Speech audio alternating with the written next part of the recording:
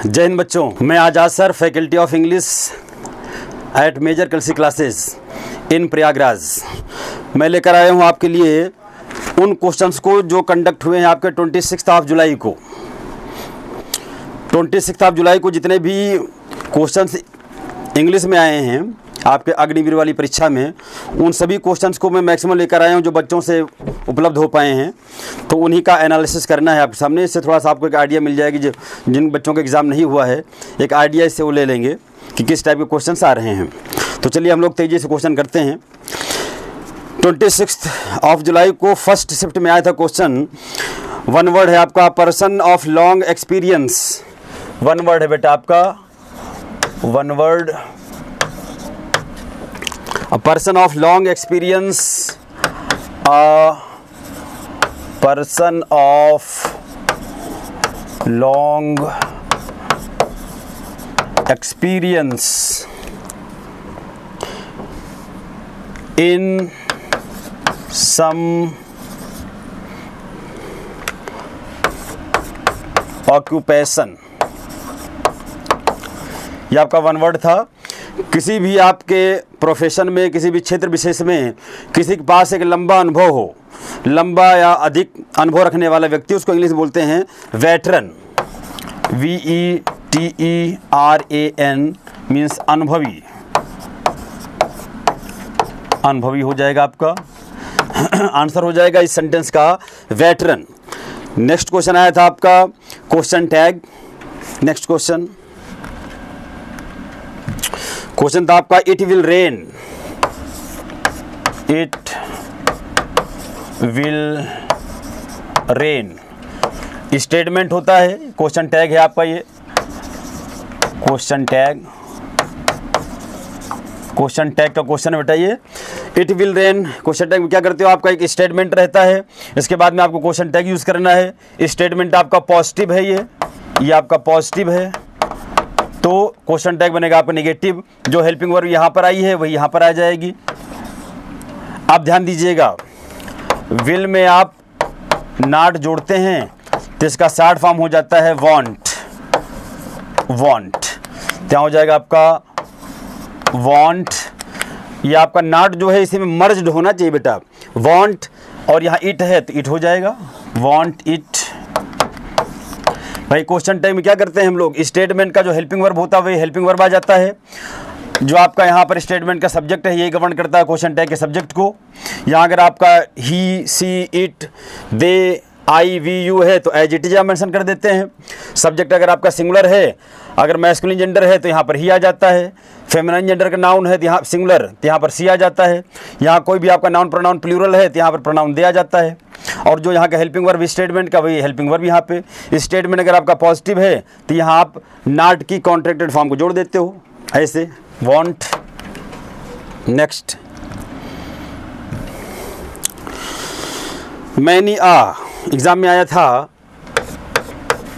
Many plus आ plus noun plus verb. ध्यान दीजिएगा, many के बाद में अगर ए या एन आ गया, यहाँ पर अगर ए या एन आया तो ये आने वाला जो नाउन होगा ऑलवेज सिंगुलर होगा, singular.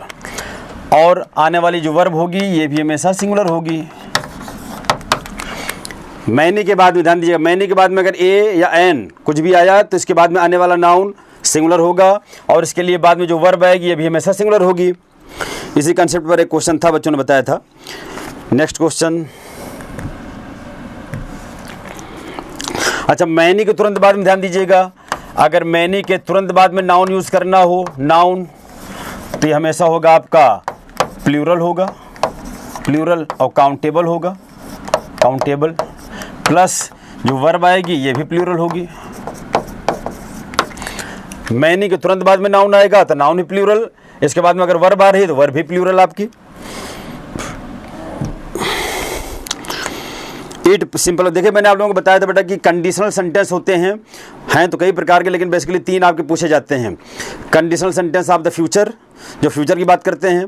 Conditional sentence of the past और अनफुलफिल्ड कंडीशन को बतलाने वाले कंडीशनल सेंटेंसेज। मैंने आपको उसमें मैराथन वाली क्लास में जो हमारी 3.5 घंटे क्लास है उसको आप देख लीजिए, उसमें मैंने करीब कई एग्जाम्पल दिए हैं और इन डिटेल आपको समझाया है। और ध्यान दीजिए मैंने आपको 2 मॉडल पेपर भी दिए हैं, तो उन मॉडल पेपर को दोनों को प्लस मैराथन वाली 3.5 घंटे क्लास उसको ज़रूर आप देखें। ईश्वर की कृपा से उसमें काफ़ी क्वेश्चन मिल जा रहे हैं बच्चों, कहना है उसको देखें ज़रूर। मॉडल पेपर भी दोनों देखें और 3.5 घंटे वाली मैराथन क्लास भी देखें इंग्लिश वाली। नेक्स्ट, तो कंडीशनल सेंटेंस आया था, इसको मैं बता देता हूँ। जैसे इसमें आया था कि if it rains I shall not go. मैंने आपको बताया था इफ़ इट रेन्स, बारिश होगी तो मैं नहीं जाऊंगा। ये आपकी सबऑर्डिनेट क्लॉज है, प्रिंसिपल क्लॉज है। ध्यान रखिएगा कि कभी भी कोई भी मॉडल वर्ब किसी कंडीशनल सेंटेंस में सबऑर्डिनेट क्लॉज में नहीं आती है। कभी भी सबऑर्डिनेट क्लॉज में अगर सेंटेंस आपका कंडीशनल है तो सबऑर्डिनेट क्लॉज में कभी कोई मॉडल वर्ब नहीं आ सकती है, नेवर। तो यहाँ पर क्योंकि फ्यूचर की बात कर रहा है, सबऑर्डिनेट क्लॉज ये आपका प्रेजेंट का इंडेफिनिट होता है आपका, और ये आपका होता है फ्यूचर का इंडेफिनिट। कंडीशनल सेंटेंस तीनों देख के जाइएगा, मॉडल पेपर में मैंने दे दिया है आपको, मैराथन क्लास में तीनों जितने होते मैंने सब समझा दिया है इन डिटेल, उसको जरूर देख लें आप एग्जाम देने जाने से पहले। नेक्स्ट क्वेश्चन,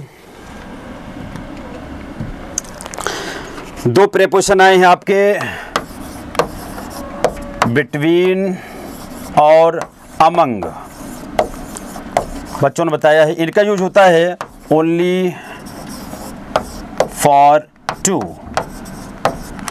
और इसका एट लीस्ट 3 और more than 3।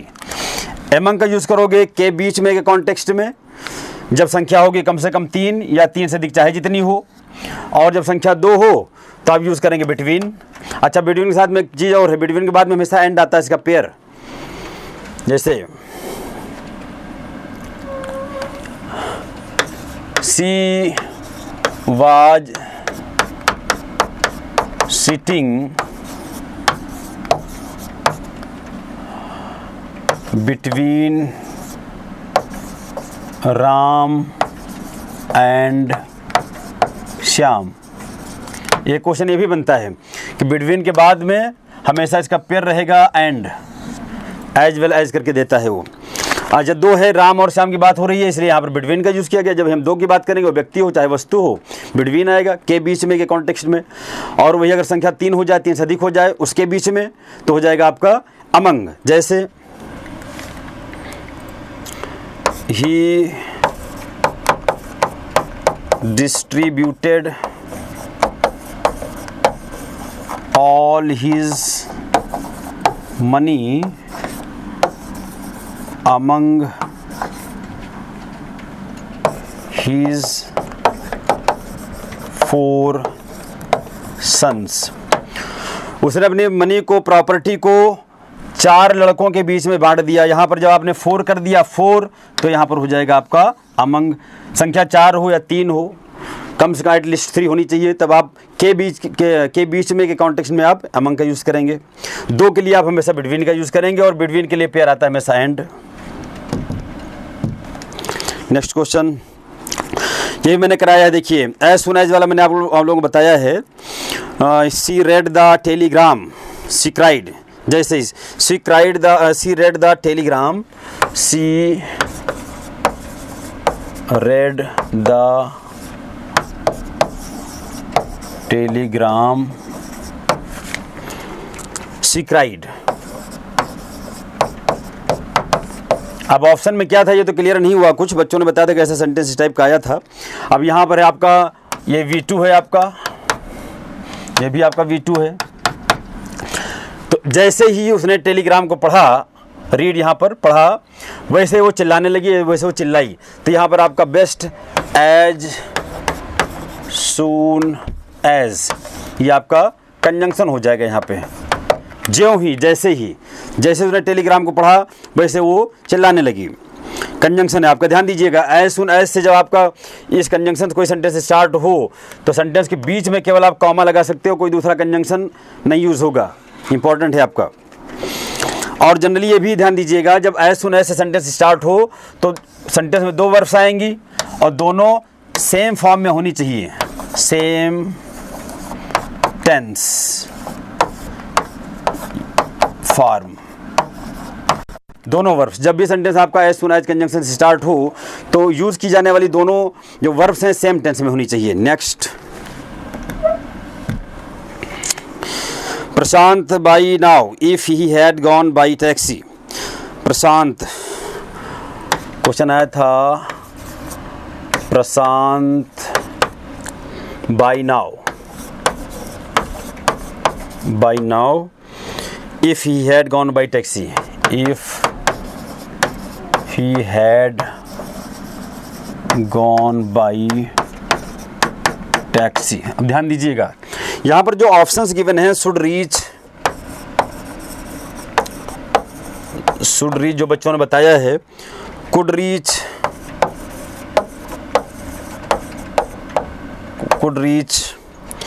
Could have reach, could have reach और reached। अब ध्यान दीजिएगा, Prashant by now, if by now पहुंच गया होगा, if he had gone by taxi, यदि वो टैक्सी से गया होगा तो पहुंच गया होगा। यहाँ पर देखिएगा, यहाँ कुड हैव के बाद में रीच नहीं आता, रीच्ड आता है, ये गलत हो गया। Could reach, Prashant could reach, नहीं तो कुड भी नहीं आएगा आपका, कुड नहीं आएगा भाई, यहाँ पे पहुंच जाना चाहिए, should reach, reached, if he had. अच्छा, तो यहाँ पर बाई नाउ के लिए आप रीच भी नहीं यूज़ करेंगे, यहाँ पर आप यूज़ करें शुड रीच। बेस्ट ऑप्शन यही है चारों में से। नेक्स्ट क्वेश्चन, स्पेलिंग करेक्शन आया था बड़ा अच्छा, MANOEU VRE और VER, हाँ, MANOEU VER। मैनवर एक वर्ड आया था, मैनवर, इसमें बेटा स्पेलिंग दोनों सही है आपकी, बस ध्यान क्या रखना भाई। ER कहाँ गया, ER, ये आपका वर्ब है, ये आपका नाउन है, ठीक, spelling both are right. Manoeuvre मतलब होता है कौशल, कला, स्किल। और आया था आपका प्रीपोजिशन, क्या था ये आपका, नहीं प्रिपेयर, नहीं प्रिपेयर है आपका, प्रिपेयर। नेक्स्ट है आपका स्पेलिंग करेक्शन है बेटा, ये सही है दोनों, ये भी सही, ये भी सही है आपका। यहाँ ध्यान दीजिए, ये तो मान लीजिए कॉमन हो गया, ये भी कॉमन हो गया आपका, यहाँ पर ध्यान दीजिएगा, सही दोनों हैं, बस ये आपका है नाउन, ये आपका वर्ब। प्रिपेयर, प्रिपेयर का पूछा था नाउन, प्रीपेयर का नाउन पूछा था, नाउन बनाए भाई इसको नाउन, तो इसका नाउन हो जाएगा प्रीपेरेशन, प्रिपरेशन हो जाएगा। लास्ट में TION आने का मतलब कि नाउन है आपका ये। प्रिपेयर मतलब आपका वर्ब है आपकी ये। एंशियंट का एंटोनिम पूछा है, अच्छा भाई, एंशियंट का ANCIENT, इसका पूछा है एंटो पूछा है, तो इसका एंटो हो जाएगा, एंशियंट का मॉडर्न हो जाएगा, एंशियंट का एंटोनिम हो जाएगा आपका मॉडर्न। और क्या भाई इसमें इनएविटेबल, अच्छा वर्ड आया था इनएविटेबल, मतलब होता है अनिवार्य, कह सकते हो आप, अनिवार्य। अब इसके लिए आप अनिवार्य, इसका पूछा था साइनो पूछा था, साइनो हो जाएगा इसका अनअवॉइडेबल हो जाएगा, आप कह सकते हो नेसेसरी कर सकते हो, NECESSARY, नेसेसरी, ठीक। अनअवॉइडेबल हो सकता है आपका, नेसेसरी हो सकता है, इसेंशियल हो सकता है, बहुत सारे वर्ड्स हैं। सिनोनिम पूछ रहा है इनएविटेबल, जो जिसका होना तय हो, जो अपरिहार्य हो, जो अनिवार्य हो। अच्छा, सेकंड शिफ्ट में जो सेकंड आपका शिफ्ट है इसमें क्वेश्चन तो बड़े कम मिल पाए हैं, लेकिन जो भी है मैं आपको पहुंचा रहा हूं, थोड़ा आपको एक आइडिया मिल जाएगा भाई किस टाइप के क्वेश्चन पूछे जा रहे हैं। 26 जुलाई को सेकंड शिफ्ट में क्वेश्चन पूछा गया था इलस्ट्रियस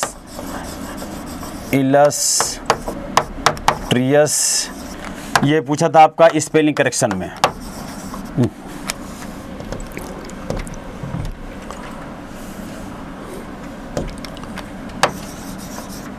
स्पेलिंग करेक्शन पूछा था। इलस्ट्रियस 2 टाइम्स L है, फिर आपका U है, STRIOS आपका एडजेक्टिव है ये इलस्ट्रियस। जनरली देखिएगा जिस वर्ड में कोई आपका लेटर 2 टाइम्स हो, या जिसके लास्ट में आपका ARY हो, ORY हो, इसी टाइप के वर्ड पूछे जाते हैं स्पेलिंग करेक्शन में। EI, IE, इस टाइप के वर्ड्स स्पेलिंग करेक्शन पूछा था। इसमें प्रसिद्ध होता है, प्रसिद्ध होता है इसका मतलब। पॉन्डर, एक वर्ड आया था पॉन्डर क्या पूछा था? पॉन्डर का उसने पूछा था साइनो दिया इसमें बच्चे ने, साइनो पूछा था। तो पॉन्डर होता है विचार करना।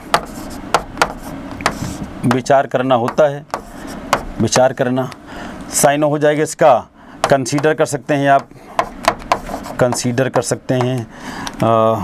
थिंक कर सकते हैं आप, म्यूज़ कर सकते हैं आप, जो भी हो आपका म्यूज़। चलिए भाई, ये सब आपका सिनोनिम है पॉन्डर का, विचार करना है इसकी हिंदी। फटीग, अच्छा फटीग वर्ड आया है आपका, फटीग FATIGUE, फटीग थकान होता है इसका मतलब, थकान। इसका पूछा है आपका साइनो। अच्छा चलो, इसका साइनो एंटो दोनों बता देते हैं आपका, एंटो और साइनो। इसका एंटो तो हो जाएगा फ्रेशनेस कर लीजिए आप, और साइनो हो जाएगा वेरीनेस। साइनो थकान इसका हो जाएगा ना, और ये ताजगी हो जाएगा, ताजगी हो जाएगा। अब जो भी पूछा हो, बच्चे ने क्लियर नहीं बता पाया कि भाई क्या पूछा था, फटीग वर्ड था इसमें। ऑप्टिमिस्टिक, चलिए भाई इसका भी कुछ क्लियर नहीं, लेकिन सिनोनिम एंटोनिम में से कुछ पूछा था। ऑप्टिमिस्टिक, चलिए देखिएगा, ऑप्टिमिस्टिक आशावादी होता है, आशावादी। अच्छा, इसका जो है साइनो और एंटो हो जाएगा आप ANTO, एंटो हो जाएगा आपका ऑप्टिमिस्टिक। पेसिमिस्टिक हो जाएगा, और साइनो हो जाएगा आपका सैंग्विन और होपफुल, आशावादी। ये आपका जो है आशावादी हो जाएगा इसका, ठीक। ये निराशावादी हो जाएगा, पेसिमिस्ट। सैंग्विन हो गया ना, प्रिपेयर का हो गया, अनटिल अनलेस। चलिए भाई, एक कंसेप्ट आपका अनलेस और अनटिल के साथ पूछा था। मैंने हमेशा बताया कि इसके बाद में नो निगेटिव वर्ड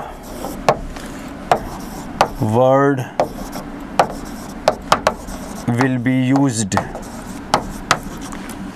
इसके बाद में जो वर्ब आए, अनलेस या अनटिल के बाद में जो वर्ब आ रही हो, उस वर्ब और इन दोनों के बीच में कोई निगेटिव वर्ड नहीं आना चाहिए, क्योंकि ये खुद ही निगेटिव सेंस रखने वाले वर्ड्स हैं, खुद ही आपके निगेटिव सेंस रखते हैं, निगेटिव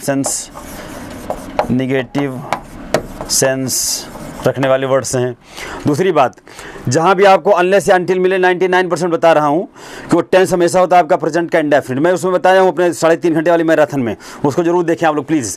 3.5 घंटे वाली मैराथन और 2 आपका जो मॉडल पेपर यहाँ दिया गया है MKC से, मैंने शूट किया उसको इंग्लिश में, उसको जरूर देखे जाए। बच्चे बता रहे हैं बहुत क्वेश्चन उसमें से आ रहे हैं, तो आपको बेनिफिट मिल सकता है। नेक्स्ट आपका लास्ट शिफ्ट है आपका बेटा 26 जुलाई का 3rd shift.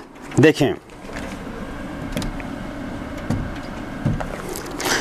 C has completed her graduation. देखिए ये भी मैंने क्वेश्चन उसमें डिस्कस किया, सारे क्वेश्चन लगभग काफ़ी कुछ क्वेश्चन डिस्कस किए गए हैं उसमें। सी हैज़ कंप्लीटेड, या सी मान लीजिए, ही मान लीजिए, he has completed his graduation last year. मैंने आपको बताया था उसमें मॉडल, उसमें आपका मैराथन वाली क्लास में कि लास्ट अगर आपको वर्ड दिखे, लास्ट के पहले सिंस या फॉर ना आया हो, प्रेपोजिशन सिंस या फॉर ना आया हो लास्ट के पहले, और लास्ट वर्ड दिखे, इसके बाद में आपका चाहे ईयर दिखे, चाहे मंथ दिखे आपका, चाहे आपका वीक दिखे, लास्ट वीक, चाहे आपका डे दिखे, कुछ भी दिखे आपका, लास्ट के बाद में any noun, time denoting noun, noun को बदला, समय को बदलाने वाला कोई भी नाउन आपको दिखे, तो ध्यान रखिएगा कि इसके पहले जो वर्ब रहेगी ये गलत कर दिया है। ये ऐसे पूछता है हमेशा, यहाँ पर हमेशा V2 होना चाहिए बेटा। V2 means past indefinite.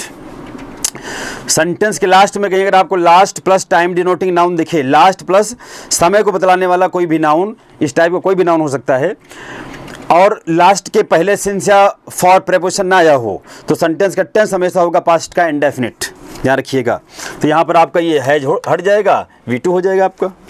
कई बार मैंने बताया इसको। नेक्स्ट है आपका one can achieve once goal by hard work. One can achieve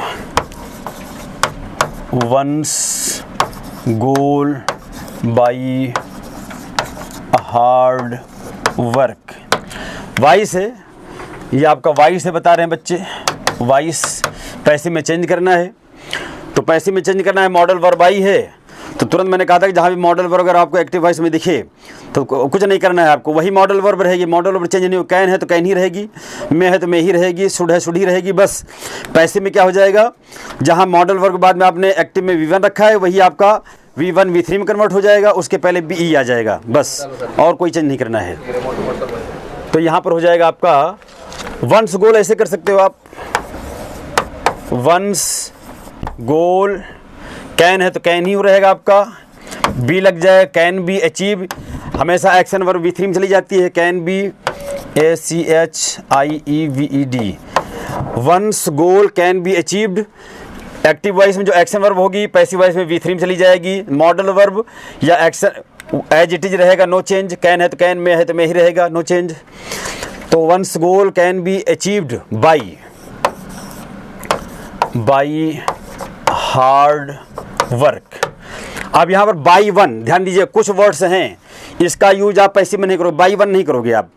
जैसे आपका वन हो गया, आपका एवरीवन हो गया, नन हो गया, आपका ऑडियंस हो गया, सरकमस्टेंस हो गया, पीपल हो गया, पब्लिक हो गया, पुलिस हो गया।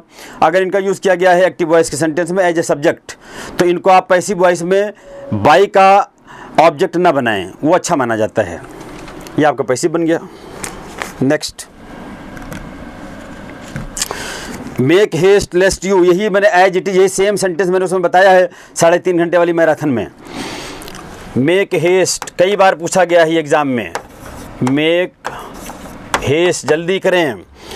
लेस्ट यू कई बार एग्जाम में सेम यही वर्ड, लेस्ट यू बार बार यही देता है सेंटेंस। लेस्ट यू, मैंने कहा था कि लेस्ट के बाद में हमेशा आता है should, लेस्ट you should miss the train, should miss the train.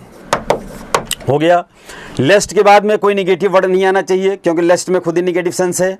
और लेस्ट के बाद में अगर मॉडल वर्ब आती है तो हमेशा केवल शुड आएगी, दूसरी मॉडल वर्ब नहीं आ सकती है।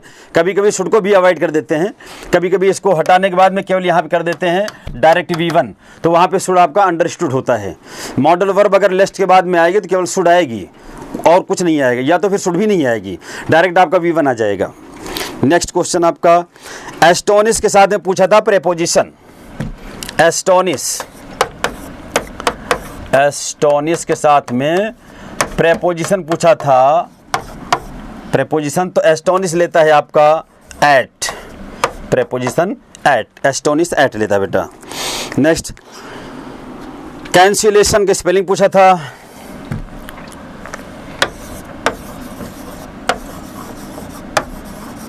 कैंसिलेशन का स्पेलिंग पूछा था आपका, कैंसिलेशन स्पेलिंग करेक्शन था आपका, ये स्पेलिंग करेक्शन पूछा था ये। कैंसिलेशन निरस्तीकरण जिसको बोलते हैं। द लाइब्रेरियन सेड, चलिए भाई नरेशन आ गया। नरेशन पूछा था, नरेशन क्या है? The librarian said, the librarian said, क्या कहा? You did not submit, you did not submit your book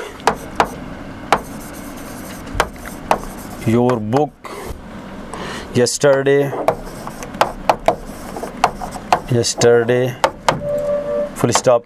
ध्यान दीजिएगा, आपका जो रिपोर्टिंग वर्ब है ये V2 है, पास्ट में है, आपका टेंस भी चेंज होगा और आपका यहाँ पर यस्टरडे जो एडवर्ब ऑफ टाइम है ये भी चेंज होगा।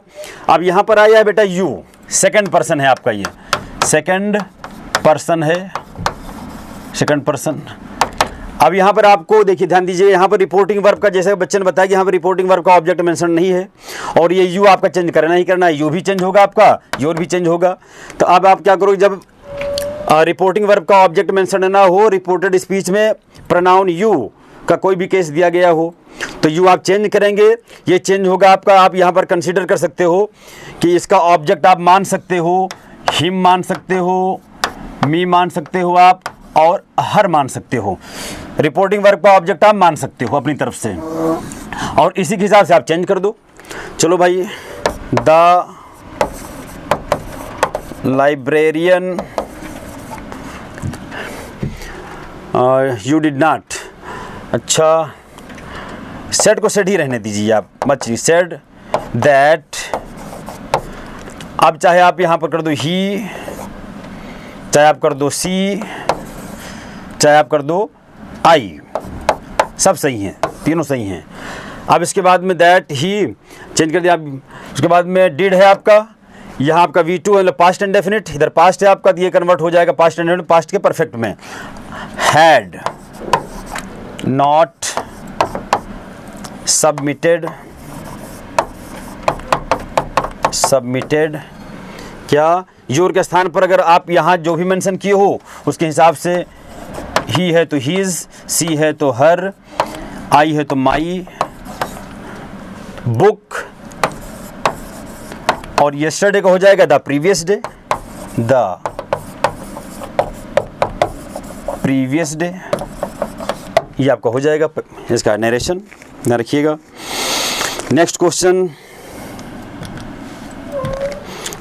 आपका, he is rich enough two by this thing, he is rich enough two by this thing. ध्यान रखिएगा, यहाँ पर एनफ है बेटा, एनफ, NOUGH, ये आपका बेटा एडजेक्टिव भी होता है, ये बेटा आपका एडवर्ब भी होता है। एडजेक्टिव रूप में आप ध्यान रखिएगा, ये एनफ प्लस नाउन आएगा, और यहाँ पर एडवर्ब रूप में पहले आपका एडवर्ब आएगा या कोई आपका एडजेक्टिव आएगा, उसके बाद में आपका एनफ आएगा, इनफ। तो यहाँ पर ध्यान दीजिएगा, रिच आपका एडजेक्टिव है, adjective, he is rich enough, नहीं ये तो मैंने सही लिख दिया, एग्जाम में आया था कि ही इज़ एनफ रिच आया था, रिच एनफ तो सही है आपका, एडजेक्टिव है तो ये आपका एडवर्ब का रोल प्ले कर रहा है यहाँ पे, ये तो सही है आपका, सही है। एग्जाम में आया था कि ही इज़ एनफ रिच आया था, उल्टा दिया था, ये मैंने सही लिख दिया है। चलिए भाई, मोबाइल फ़ोन्स, ये तो क्वेश्चन क्लियर नहीं है, बच्चे ने क्या दिया है, प्रैग्मेटिक का सिनोनिम, अच्छा प्रैग्मेटिक, प्रैग्मेटिक मतलब होता है व्यवहारिक, व्यवहारिक, इसका पूछा था साइनो, ठीक, तो इसका हो जाएगा प्रैक्टिकल, प्रैक्टिकल। रियलिस्टिक भी कर सकते हैं, का रियलिस्टिक भी कर सकते हैं, साइनो है इसका, प्रैग्मेटिक का। और एग्जॉस्टेड का सिनोनिम पूछा था, बता रहे हैं भाई, अच्छा एग्जॉस्टेड,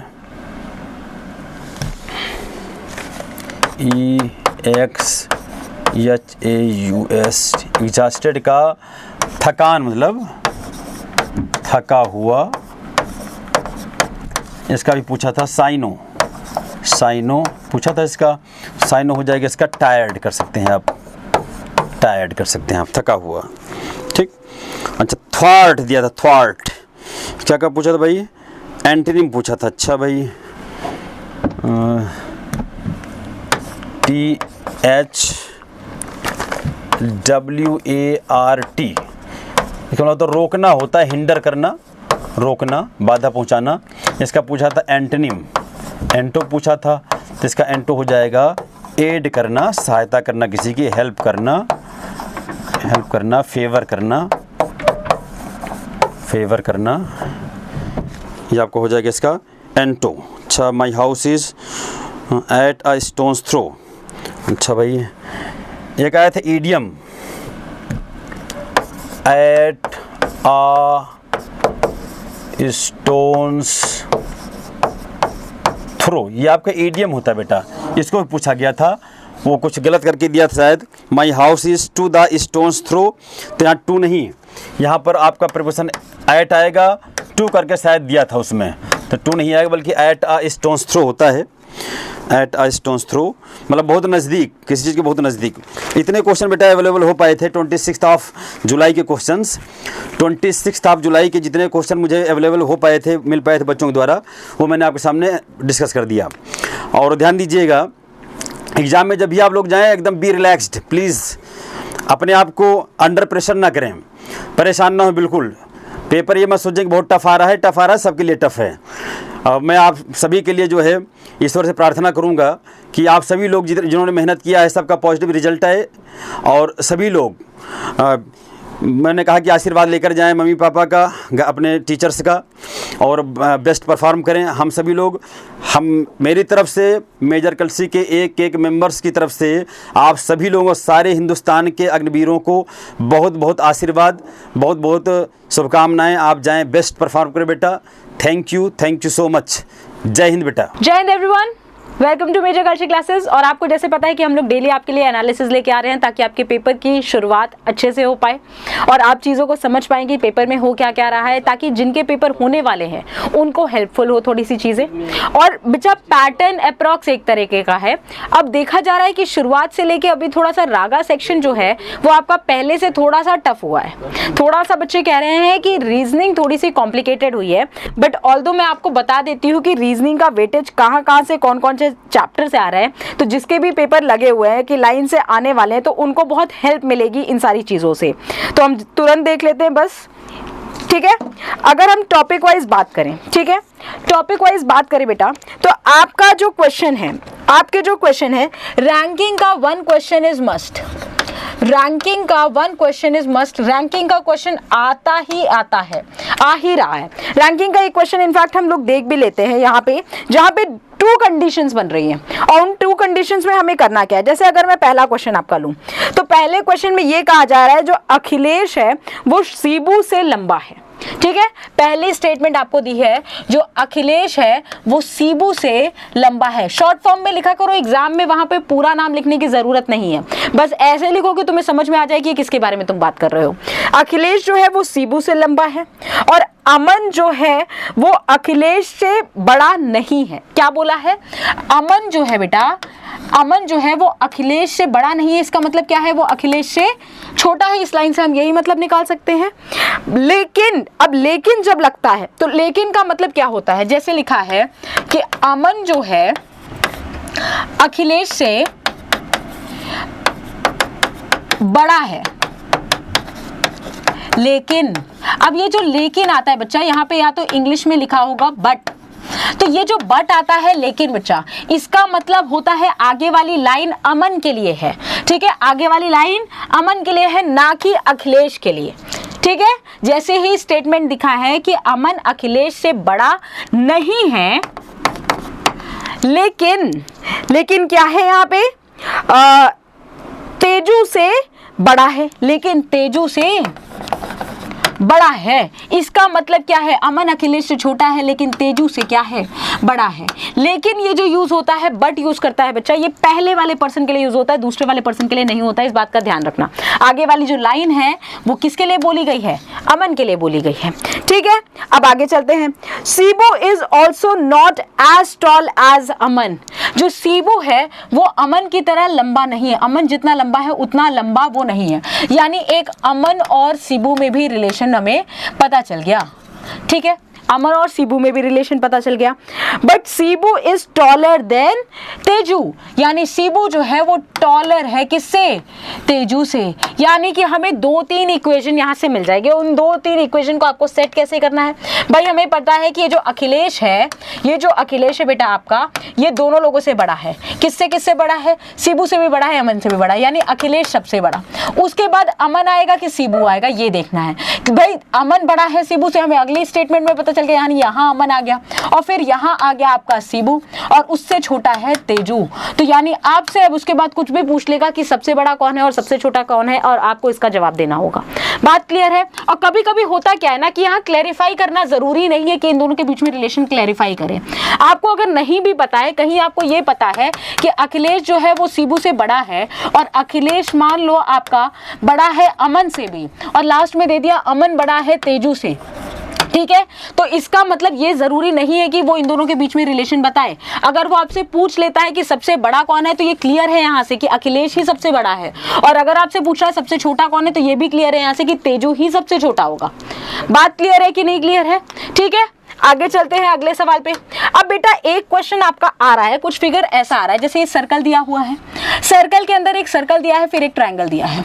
अगले फिगर में एक और सर्कल दिया है, अब ट्रायंगल बड़ा हो गया है और इसके अंदर आ गया मान लो स्क्वायर। अगले फिगर में एक और सर्कल दिया है, अब ये जो स्क्वायर है ये बड़ा हो गया और इसके अंदर एक अलग टाइप का फिगर आ गया है।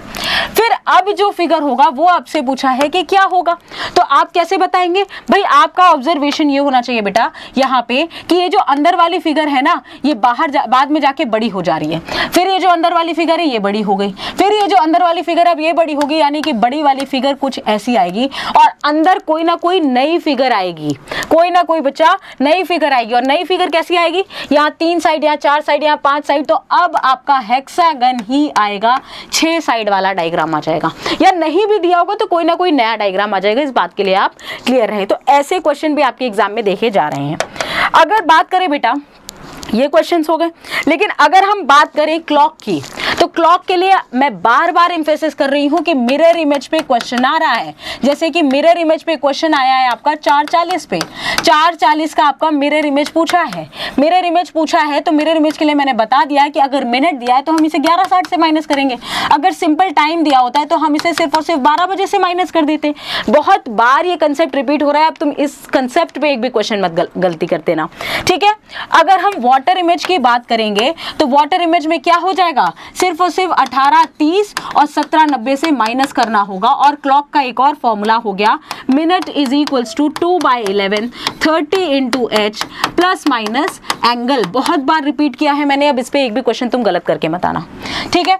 अगर हम बेटा बात करें डाइस की, तो पासा से भी क्वेश्चन आ रहा है। अगर हम पासे की बात करें तो पासे में जैसे कि आपका क्वेश्चन आ रहा है, देखिए आप ऐसे 2 पासे दिए हुए हैं, तो 2 पासों में क्या हुआ, मान लीजिए यहाँ लिखा हुआ है 3 4 6, यहाँ लिखा है 4 2 1, ऐसा डाइस है। तो आपसे पूछा जा सकता है इसमें कि पूछा जा रहा था कि कोई भी एक सरफेस, जैसे 6 का ऑपोजिट क्या होगा।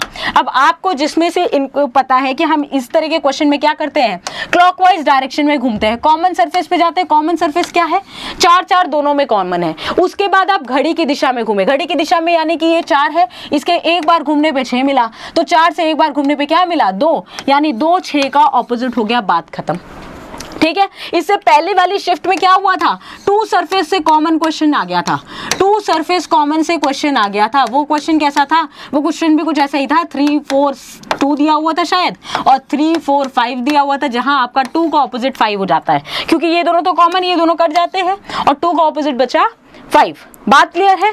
ठीक है, तो ये क्वेश्चन आए हैं। डायरेक्शन बेटा, अब देखो ढंग से मैं कुछ टॉपिक्स लिखते जा रही हूँ, उसके लिए देखिए आपका जो वर्बल का सेक्शन है, आपका जो वर्बल का सेक्शन है बेटा, उसमें से क्या हो रहा है, लगभग 8 से 9 क्वेश्चन आ रहे हैं, 8 से 9 क्वेश्चन आ रहे हैं। और टॉपिक देखो क्या क्या है, इन टॉपिक्स को जरूर पढ़ लेना तुम। डायरेक्शन से क्वेश्चन आ ही रहा है, डायरेक्शन से क्वेश्चन आ रहा है, आपका क्लॉक से क्वेश्चन आ रहा है, आपका इससे डाइस पासे से क्वेश्चन आ रहा है, पासे से। और बच्चे ने एक बात बताई कि मैम मिरर इमेज के लगभग 3 क्वेश्चन आए हैं, मिरर इमेज के लगभग 3 क्वेश्चन। अब ये क्लॉक का मिरर इमेज तो टाइम वाला हो गया, नॉर्मल क्वेश्चन बच्चा मिरर इमेज का, जैसे ये डायग्राम दिया है, यहाँ पे एक मिरर लगा दी, अगर मैंने इस डायग्राम में कुछ ऐसा बना दिया, ऐसा डायग्राम बना दिया, और एक डायग्राम बना दिया ऐसा, तो आपसे पूछा जा सकता है, उसके बाद मैंने मान लो यहाँ पे एक और लाइन ऐसे ऐसे कर दी और एक लाइन ऐसे ऐसे कर दी, तो यहाँ से इसका मिरर इमेज पूछा जा सकता है कि क्या आएगा।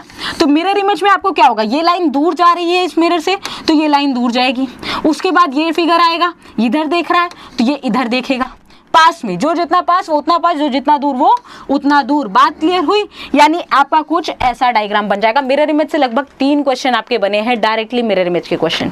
ठीक है, तो इस बात को भी ध्यान दे। टॉलेस्ट यंगेस्ट का क्वेश्चन मैं अभी आपको बता ही चुकी हूँ कि टॉलेस्ट यंगेस्ट के क्वेश्चन आपको करने हैं। यहाँ पे देखिए हम ये जो टॉपिक्स लिख रहे थे, ठीक है, ठीक है, 1 मिनट बस ध्यान दीजिए। तो डाइस का क्वेश्चन आ रहा है, कोडिंग एंड डिकोडिंग का एक क्वेश्चन तो तय है, कोडिंग एंड डिकोडिंग का एक क्वेश्चन तय है, वो भी उसमें क्या कर रहा है, कभी +1 कर दे रहा है, कभी -1 कर दे रहा है, कभी +1 कर दे रहा है, कभी -1 कर दे रहा है, या तो इस लॉजिक पे आ रहा है, या तो क्रॉस में भी एक बार +1 -1 कर दे रहा है। ठीक है, तो ये पैटर्न पे आ रहा है बेसिकली। या तो आपका एक और पैटर्न बनता है बच्चा, यहीं पर आपको 1 +1 +2 और +3 करके भी दे रहा था। मोस्टली अभी तक इसी पैटर्न पे आपके कोडिंग एंड डिकोडिंग पे क्वेश्चन देखे गए। तो कोडिंग एंड डिकोडिंग के ये क्वेश्चन मान लो इन्हीं पैटर्न्स को भी अगर तुम दिमाग पे रखे गए तो भी तुम्हें बहुत हेल्प मिलेगी। ठीक है, अगर आगे बात करते हैं हम नंबर सीरीज, नंबर सीरीज तो मस्ट हो गया है, नंबर सीरीज से क्वेश्चन आ ही आ रहा है, नंबर सीरीज आप टॉपिक छोड़ ही नहीं सकते। अगर मैं बात करूं एनालॉगी, एनालॉगी की बात करते हैं बच्चा। एनालॉगी में क्या आया है, जैसे आपसे क्वेश्चन पूछा है कि बांग्लादेश की कैपिटल है आपकी ढाका। ठीक है, तो आपसे पूछा था क्यूबा का, क्यूबा की कैपिटल पूछ ली थी बच्चा। ठीक है, क्यूबा की कैपिटल पूछ ली थी। अब क्यूबा की कैपिटल क्या होती है, हवाना होती है बेटा, क्यूबा की कैपिटल हवाना होती है, तो बस आंसर आ गया था। ये एनालॉगी का ही पैटर्न है, इस पे इस तरह का क्वेश्चन बन गया है। समझ में आई बात। अब ब्लड रिलेशन तो एक मस्ट है, ब्लड रिलेशन से क्वेश्चन आ ही आ रहा है, एक ना एक क्वेश्चन, और बहुत ही सिंपल क्वेश्चन। अगर आप मैराथन जाके देखेंगे जहां पे जो सवाल कराए गए थे उतने भी सवाल अगर आप करके चले गए तो आपका ब्लड रिलेशन वहीं से कंप्लीट हो जाएगा, वहीं से आपको चीजें क्लियर हो जाएंगी। आगे चलते हैं बेटा, सीक्वेंस। ठीक है, चलो पहले वर्बल का देख रहे हैं तो वर्बल का देख लेते हैं। यहीं पर रैंकिंग भी लिख देती हूँ मैं, रैंकिंग और सिटिंग अरेंजमेंट। बच्चे ने एक बार सिटिंग अरेंजमेंट का भी क्वेश्चन बताया एक शिफ्ट में, जहां उसने बताया था कि लगभग 6 लोग थे, जिन 6 लोगों को आपको बैठाना था एक सर्कल में, 1 2 3 4 5 6 ऐसा कुछ डेटा दिया हुआ था, जहां पे 6 लोगों को इस डायग्राम पे बैठाना था। तो कितने टॉपिक हो गए, ये हमारे लगभग 8 टॉपिक हो गए। ठीक है, और मैथमेटिकल ऑपरेशन तो हम छोड़ ही नहीं सकते। मैथमेटिकल ऑपरेशन जहां साइन के नाम बदल देता है, जैसे कि अगर प्लस को कहा गया है माइनस, डिवाइड को कहा गया है प्लस, और मल्टीप्लाई को कहा गया है डिवाइड, और डिवाइड को कहा गया है मान लो मल्टीप्लिकेशन। तो इस तरह के सवाल भी आपके आ रहे हैं, ठीक है, ये जो भी प्लस है, ठीक है, इस तरह के सवाल भी आपके आ रहे हैं मैथमेटिकल ऑपरेशन। अब ये जो है बच्चा, ठीक है, मिरर इमेज बता ही दिया, डाइस बता ही दिया, आपको डायरेक्शन डिस्टेंस बता ही दिया है। तो ये हो गया वर्बल की कहानी। यानी वर्बल में अगर तुम इतने टॉपिक पढ़ लो, अभी भी तुम्हारे पास समय है, ठीक है, वर्बल में अगर तुम इतने टॉपिक भी अभी पढ़ लो ध्यान से, तो भी तुम्हारा कुछ उद्धार हो सकता है। अगर मैं नॉन वर्बल की बात करूं बेटा, नॉन वर्बल से इस बार क्या हो रहा है कि नॉन वर्बल से लगभग 4 से 5 क्वेश्चन आ रहे हैं। आप समझ रहे हो, वेटेज लगभग रीजनिंग का वेटेज आपके 14 to 15 क्वेश्चन तक जा रहा है, ठीक है। अरिथमेटिक के 4 से 5 क्वेश्चन आ रहे हैं, ठीक है। अगर हम बात करें इसमें क्वेश्चन की बेटा, तो आपके नॉन वर्बल सेक्शन से आपका क्या आ रहा है, ज्यादा से ज्यादा आ रहा है एनालॉजी के क्वेश्चन। एनालॉजी आपको बताया अभी, मिरर इमेज का क्वेश्चन आ रहा है, एनालॉजी का क्वेश्चन, मिरर इमेज का क्वेश्चन, आपका फिगर कंप्लीशन का भी 1-2 सीरीज में आया है, फिगर कंप्लीशन का, ठीक है, फिगर जहां पे कंप्लीट करने के लिए कहा जा रहा है। और फिगरल सीरीज के 3 क्वेश्चन आए बच्चा, एक बार बता रहे, एक सीरीज में, एक सेट में आया है फिगरल सीरीज के, जिसका क्वेश्चन मैंने अभी आपको कराया ना, ये डायग्राम आया, ये डायग्राम आया, ये डायग्राम आया, तो अगला डायग्राम क्या आएगा, ऐसा क्वेश्चन कराया है ना। तो यही सीरीज है, ऐसे ही 4-5 डायग्राम देके पूछ ले रहा है कि अगला सीरीज क्या होगा। थोड़ा सा नया पैटर्न बदला है, अब बच्चा थोड़ा सा क्लियर नहीं कर पा रहा था कि वहां क्या है। 4-4 के सेट में नए पेयर्स आ रहे हैं, 4-4 के सेट में, और फिर नए सेट में पूछ ले रहा है कि एंड लेटर क्या आ रहा है, तो वो भी कहीं ना कहीं फिगर सीरीज से ही रिलेट करके क्वेश्चन पूछ रहा है। बात समझ में आई? तो एनालॉजी है, मिरर इमेज है आपका, और आपका एम्बेडिंग फिगर, फिगर एनालॉजी, और ये पेपर कटिंग।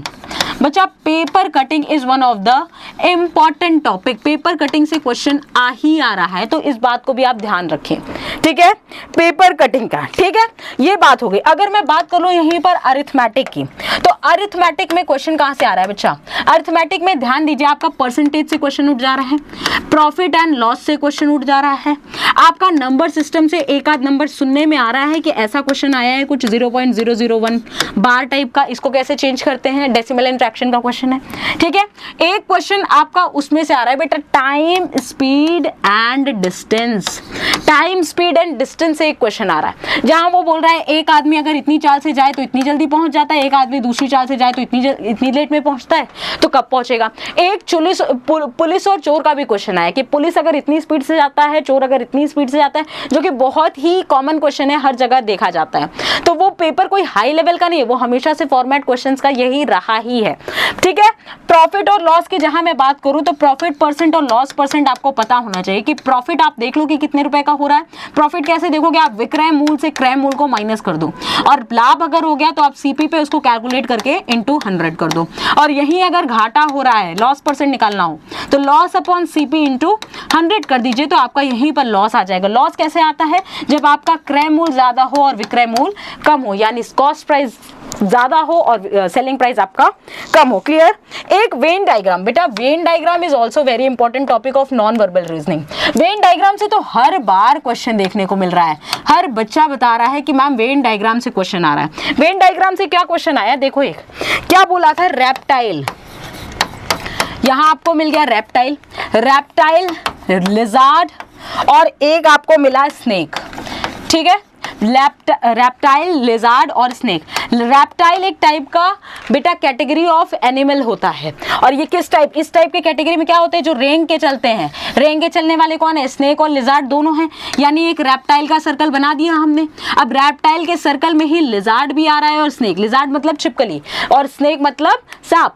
तो ये दोनों आपस में तो किसी भी तरह एक दूसरे से रिलेटेड नहीं, क्योंकि ये एक अलग प्रायोरिटी है, ये एक अलग बात है, लेकिन ये दोनों आते किस में हैं, ये दोनों आते हैं रेप्टाइल, यानी कि रेप्टाइल कैटेगरी के एनिमल्स हैं। Is it clear? एक क्वेश्चन और कुछ ऐसा पूछा है कि आपका 7:30 अगर हो रहा है, तो आपकी मिनट हैंड, ठीक है, मिनट हैंड नहीं, आर हैंड, यानी घंटे वाली सुई, आर हैंड बच्चा, आर हैंड किस डायरेक्शन पे दिखाएगी, किस डायरेक्शन पे, मतलब यानी 7.5 कुछ ऐसा बचता है। अगर ये डायरेक्शन आपका साउथ है, ये नॉर्थ है, ये ईस्ट है, ये वेस्ट है, तो ये वाला डायरेक्शन आपका कौन सा हो गया, ये क्या साउथ वेस्ट नहीं हो गया, यानी उत्तर क्या हो जाएगा, ठीक है, दक्षिण पश्चिम आपका आंसर आ जाएगा। Is it clear? ठीक है, एक दो क्वेश्चन और, एक क्वेश्चन सीरीज कुछ ऐसी आई हुई थी जहां लिखा हुआ था 1, 2, 6, 21 और नेक्स्ट क्वेश्चन क्वेश्चन मार्क था। तो यहाँ पे क्या हुआ था, इंटू 1 + 1, यहाँ इंटू 2 + 2, यहाँ इंटू 2 + 3 और नेक्स्ट क्वेश्चन आपसे पूछा था तो इंटू 2 + 4 कर दोगे तो आंसर आ जाएगा। बात क्लियर हुई? ठीक है, एक सेकेंड, यहाँ पे क्या किया है, इंटू 3 + 3, इंटू 3 + 3 और यहाँ पे क्या करोगे, इंटू 4 + 4, इंटू 4 + 4, इंटू 4 यानी कि आपका हो गया 84, 84 में 4 ऐड किया तो बच्चा आंसर आ गया 88 is your correct answer. Is it clear? तो काफ़ी चीज़ें मैंने बता दी हैं। रैंकिंग के क्वेश्चन बिल्कुल छोड़ के नहीं जाने हैं, डाइस के क्वेश्चन बिल्कुल देख के जाने हैं। डाइस की वीडियोस हमारे चैनल पे पड़ी हुई हैं OIR नाम से, आप उसमें से देख सकते हैं। पूरा डाइस का सिर्फ और सिर्फ 26 मिनट में पूरा डाइस कंप्लीट कराया गया। कोडिंग एंड डिकोडिंग कैसे करते हैं उसको पूरा तरीके से बताया गया। बच्चा इन सारे टॉपिक्स को अगर आप एक बार देख लो, बहुत छोटे छोटे कंसेप्ट हैं और जो टेलीग्राम में हमारी शीट अपलोडेड है उसको 140 क्वेश्चन बिल्कुल आप रीजनिंग के करके जाइए और ये एश्योरेंस है कि वहां से आपके क्वेश्चन फंस जाएंगे और उसकी प्रैक्टिस अगर आप हो गई तो आप एग्जाम में पूरे मार्क्स स्कोर करके आएंगे। तो बच्चों इसी तरह प्रिपरेशन करते रहो और एनालिसिस आगे भी हम लेके आएंगे ताकि आपको हेल्पफुल हो सारी चीजें। और हमारे व्हाट्सएप नंबर पे क्वेश्चन जरूर सेंड कर दीजिएगा। जय हिंद एंड टेक केयर।